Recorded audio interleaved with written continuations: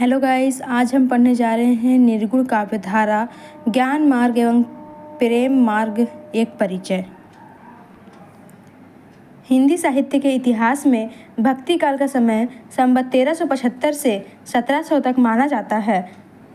भक्तिकालीन साहित्य में भक्ति का विकास दो शाखाओं में हुआ, निर्गुण तथा सगुण। फिर निर्गुण की भी दो शाखाएं हुई, ज्ञानाश्रयी और प्रेमाश्रयी। ज्ञान मार्ग और भक्ति मार्ग के दो रूप हैं जो विरोधी न होकर परस्पर संबंध है।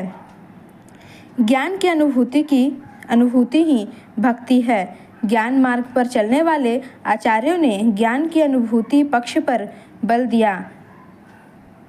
बिना अनुभूति गम्य ज्ञान सिर्फ और सिर्फ पुस्तकीय ज्ञान है, जिससे कुछ भी सिद्ध नहीं होता।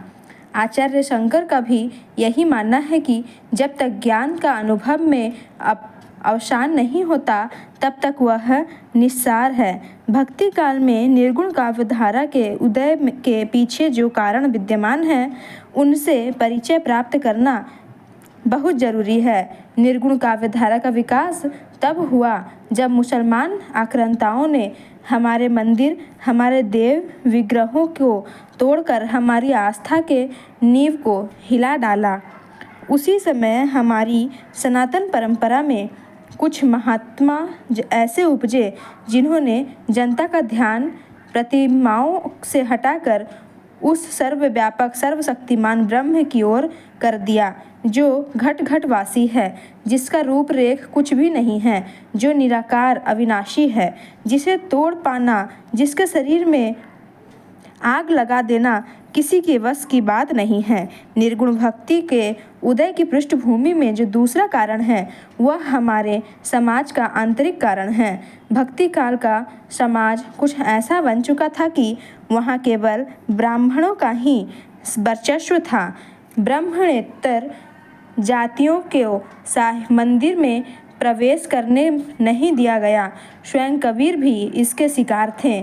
जब ये अस्पृश्य कहलाने वाली जातियां मंदिर नहीं जा सकी, देवताओं के दर्शन से वंचित रहने के कारण उनका मनोबल टूटने लगा, तब उनमें भक्ति भावना को जीवित रखने हमारे संतों ने उनके सामने निर्गुण उपासना का विकल्प प्रस्तुत किया, जिसमें न मंदिर जाने की कोई बाधा है, न पूजा विधि के लिए ब्राह्मण की आवश्यकता।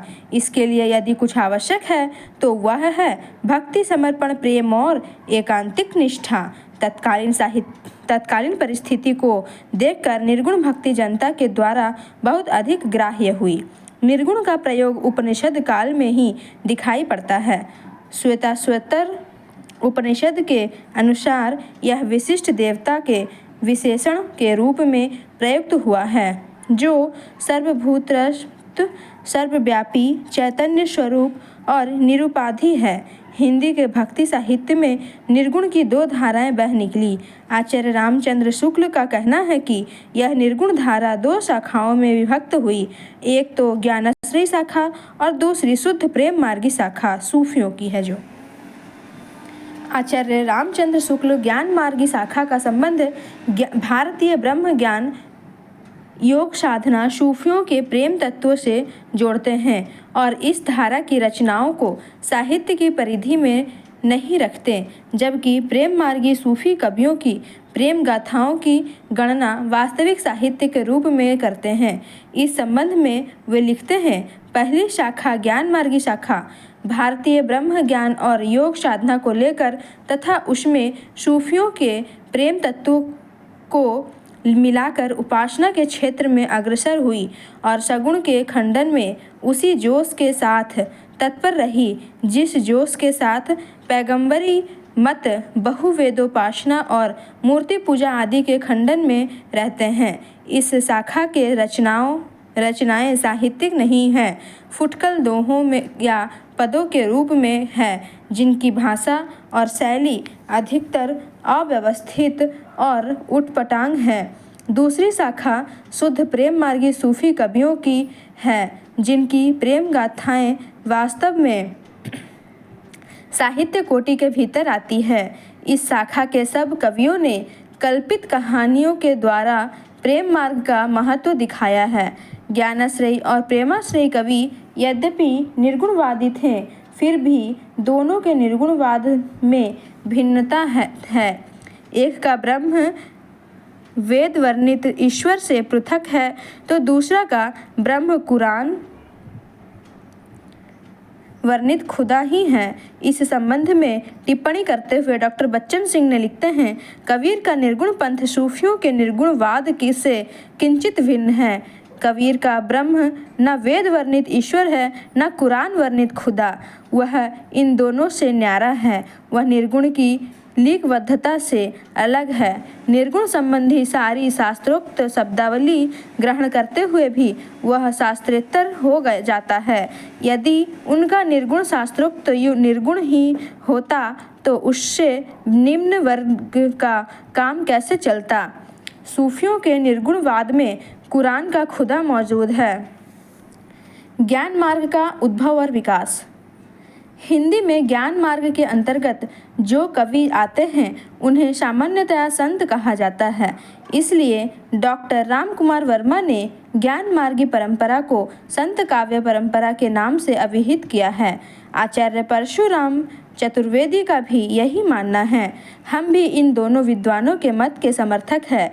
ज्ञानाश्रयी ही संत है, इसमें कोई संदेह नहीं। हमारे वेद, उपनिषद, पुराण, कोश आदि आर्ष ग्रंथों में संत शब्द की व्युत्पत्ति की व्याख्या दी गई है।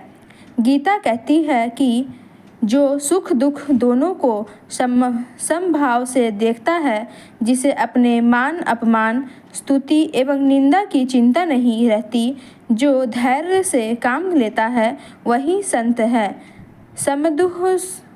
समदुःख सुखः स्वास्थ्यः समलोष्टाश्च काञ्चनः तुल्यप्रिया प्रियो धीर तुल्यनिन्दात्मसंस्तुलितः।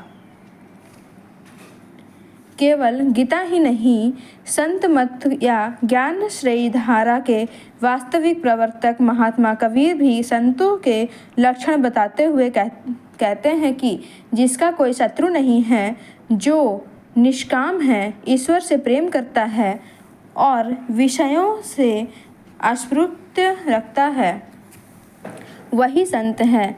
निर्वैरी निकामंता साई सेती नेह विषय सो न्यारा रहे संतनी का अंग ए। हिंदी साहित्य में ज्ञानाश्रयी शाखा का सूत्रपात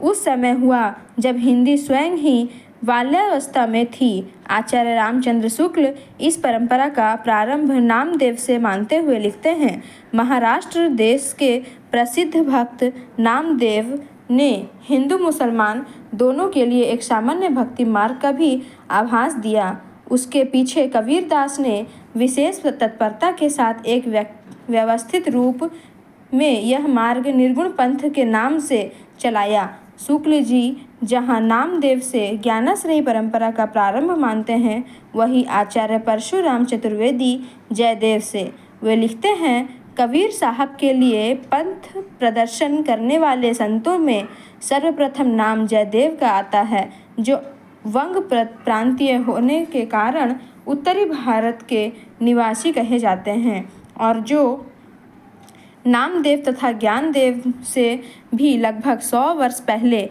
राजा लक्ष्मण सेन के यहाँ वर्तमान थे। इन जयदेव का नाम भी कबीर साहब ने नामदेव की भांति बड़े आदर के साथ लिया है। इन दोनों विद्वानों के विचारों के अनुशीलन से यह निष्कर्ष निकलता है कि ज्ञान मार्गी शाखा संत साहित्य का श्री गणेश गीत गोविंद के रचयिता जयदेव से माना जाना चाहिए, क्योंकि जयदेव का आविर्भाव नामदेव से बहुत पहले हुआ था। जयदेव तथा नामदेव की रचनाओं में संत मत की क्षीण धाराएं दिखाई पड़ती है, जिसे व्यवस्थित, प्रांजल और प्रशस्त बनाने का काम महात्मा कबीरदास ने किया। इसलिए कबीर को निर्गुण ज्ञानाश्रयी शाखा का प्रवर्तक माना जाता है। कबीर के साथ नानक, रैदास, पीपा, मलुकदास, सुंदरदास आदि इस परंपरा में अपना अप्रतिम स्थान रखते हैं। प्रेम मार्ग का उद्भव और विकास। निर्गुण कवि भक्ति धारा की प्रेम मार्गी शाखा को प्रेमाख्यान काव्य भी कहा जाता है। इतिहास ग्रंथों में इसके प्रेम काव्य, प्रेम कथानक काव्य, प्रेमाख्यान काव्य, प्रेम मार्गी सूफी शाखा, प्रेम मार्गी भक्ति शाखा, सूफी प्रेम काव्य आदि नाम मिलते हैं। आचार्य रामचंद्र शुक्ल इसी ओर संकेत करते हुए लिखते हैं, दूसरी शाखा शुद्ध प्रेम मार्गी सूफी कवियों की है, जिनकी प्रेम गाथाओं वास्तव में साहित्य कोटि के भीतर आती है। इस शाखा के सब कवियों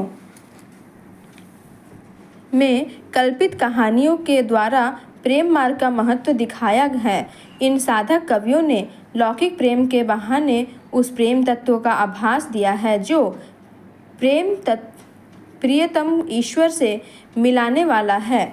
वास्तव में प्रेम चित्रण इस परंपरा की मुख्य विशेषता थी, वह चाहे लौकिक हो या आध्यात्मिक। सूफी कवियों का मानना है कि परात्मा तथा आत्मा का मिलन केवल प्रेम द्वारा ही संभव है। सूफी मत फारस, अरब तथा यूनान आदि कई देशों से होता हुआ भारत में प्रविष्ट हुआ और विदेशी होते हुए भी भारतीय भावधारा को अपने में समाहित कर लिया।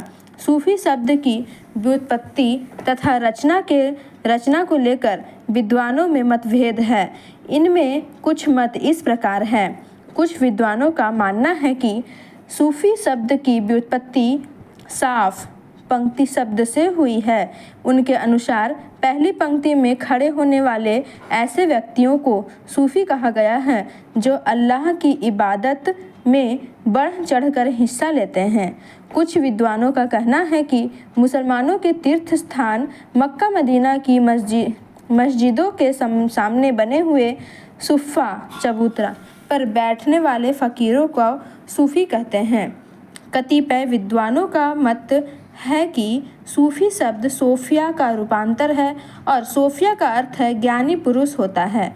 आत्मज्ञानी होने के कारण सूफियों का संबंध सोफिया से जोड़ा जाता है।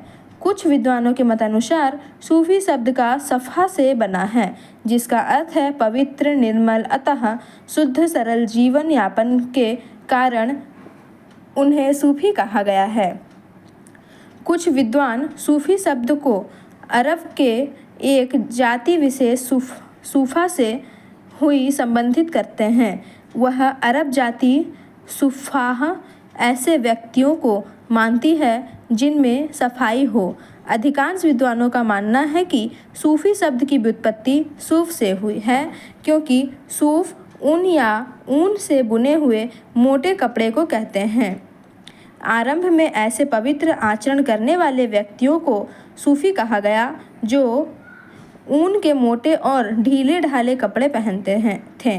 भारत में सूफी मत का सूत्रपात 12वीं शताब्दी में ख्वाजा मुइनुद्दीन चिश्ती के आविर्भाव काल से माना जाता है, किंतु हिंदी में सूफी काव्य का प्रेमाख्यान की रचना के प्रारंभ को लेकर विद्वानों में मत्यक्त नहीं है। आचार्य रामचंद्र शुक्ल ने मृगावती के रचयिता कुतुबन को इस परंपरा का प्रथम कवि माना है, जबकि आचार्य हजारी प्रसाद द्विवेदी ने ईश्वरदास की सत्यवती कथा को इस परंपरा की प्रथम कृति के रूप में उल्लेखित किया है। डॉक्टर राम कुमार वर्मा ने मुल्ला दाऊद के चंदायन से इस परंपरा का प्रवर्तन माना है। डॉक्टर नरेंद्र आसाइत की हंसावली को इस परंपरा के प्रथम कृति मानते हैं। भले ही इन सूफी कवियों से हिंदी में सूफी काव्य परंपरा का आरंभ माना जा सकता है, किंतु जायसी प्रेमाश्रयी शाखा के प्रतिनिधि रचनाकार है, यह निर्विवाद है। आचार्य रामचंद्र शुक्ल ने इसकी पुष्टि करते हुए लिखा है, शुद्ध प्रेम मार्गी सूफी कवियों की शाखा में सबसे प्रसिद्ध जायसी हुए, जिनकी पद्मावत हिंदी काव्य क्षेत्र में एक अद्भुत रत्न है। सूफी कवियों ने हिंदू परंपरा की लोक प्रचलित कथाओं को लेकर अपने आध्यात्मिक विचारों की अभिव्यंजना की। उनकी कथाएं आध्यात्मिक प्रतीक के रूप में रहती है। सभी सूफी कवियों ने पुरुष के उत्कट प्रेम और प्रियतमा को प्राप्त करने की साधना का उल्लेख किया। उनका मानना है कि प्रेम के समान संसार में अन्य कोई वस्तु नहीं है। उसी के द्वारा संपूर्ण सृष्टि का रहस्य समझा जा सकता है। धन्यवाद।